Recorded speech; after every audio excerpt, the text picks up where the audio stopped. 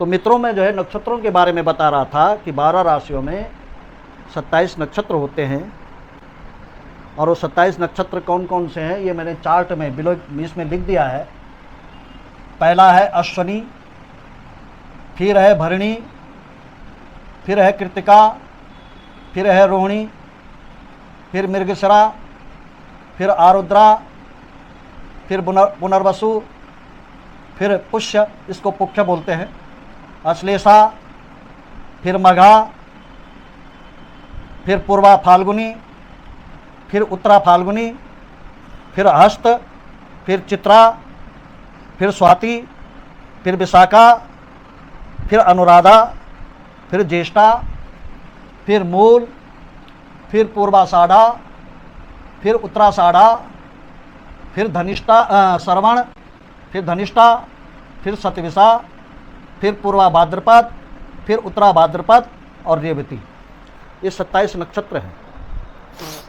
किस नक्षत्र में कौन सी दशा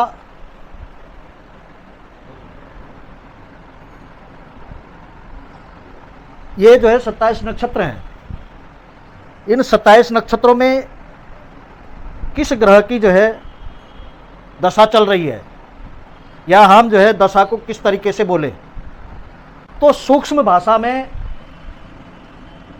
हम बोलेंगे आ। तो आ का मतलब है सूर्य,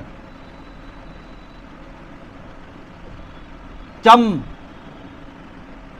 चम का मतलब है चंद्रमा, भो, भो का मतलब है मंगल, रा, रा का मतलब है राहु, ब्रा, ब्रा का मतलब है गुरु, सा, सा का मतलब है शनि, बो, बो का मतलब है बुध,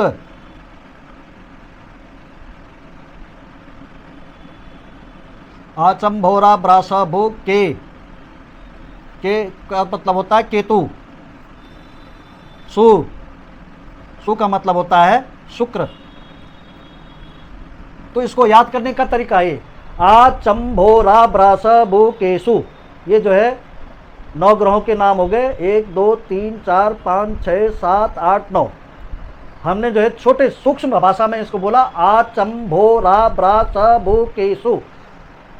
इसका मतलब है कि आ का मतलब है कि सूर्य की दशा नक्षत्र में सूर्य की दशा शुरू हुई, चम का मतलब है कि चंद्रमा की दशा शुरू हुई, भू का मतलब है कि मंगल की दशा शुरू हुई, रा का मतलब है कि राहु की दशा शुरू हुई, ब्रा का मतलब है कि गुरु की दशा शुरू हुई, स का मतलब है कि शनि की दशा शुरू हुई, भू का मतलब है कि केतु की दशा शुरू हुई, के का मतलब है कि केतु की दशा शुरू हुई, और शुक्र का मतलब है कि शुक्र की दशा शुरू हुई।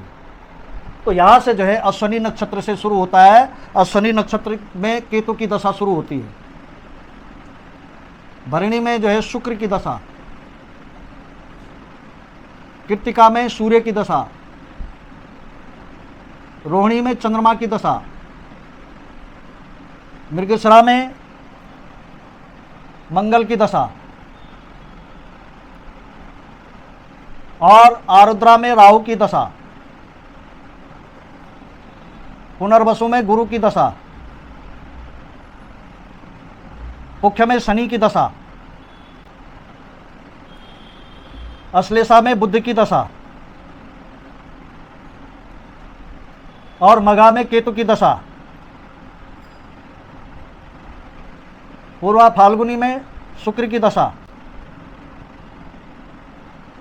उत्तरा फाल्गुनी में सूर्य की दशा, हस्त में चंद्रमा की दशा, चित्रा में मंगल की दशा, स्वाति में राहु की दशा, विशाखा में गुरु की दशा, अनुराधा में शनि की दशा, और ज्येष्ठा में बुध की दशा।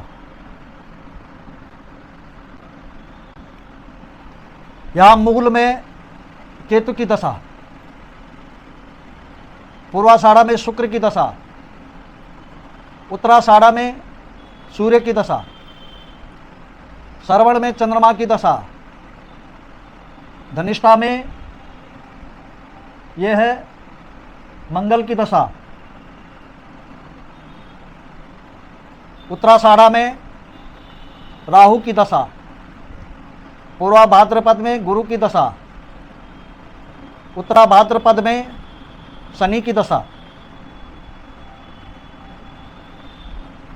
और रेवती में बुध की दशा। ये मैंने चार्ट बना दिया है और नक्षत्र जो है लिख दिए हैं। नक्षत्रों क्या बना दिया है, इसमें नक्षत्रों के आगे जो है किस जो है ग्रह की दशा चलेगी, ये पूरा चार्ट मैंने जो है आपके सामने बना दिया है। ज्योतिष सीखने वाले बच्चों को या जिसको भी जो है ज्योतिष सीखनी है, इनको जो है अगर वो लिखना चाहे तो लिख करके याद कर सकते हैं। जय श्री राम। बस बहुत है।